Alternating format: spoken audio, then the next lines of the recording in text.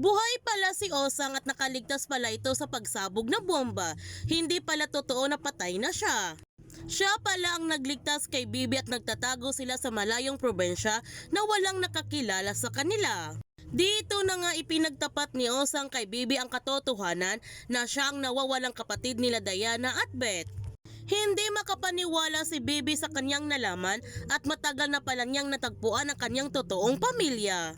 Ngunit hindi muna siya magpapakita sa kanyang mga kapatid para sa kanilang kaligtasan dahil hanggat malaya pa si Badong, manganganib ang kanilang mga buhay kung magpapakita siya nito. Bakit nila ipinalabas na patay na si Osang? Yan ang ating aabangan sa Pira-Pirasong Paraiso. Kung bago ka pa channel ko, don't forget to like, subscribe, ang click notification bell para palagi kang updated sa mga videos in-upload ko. Thank you for watching and God bless to everyone!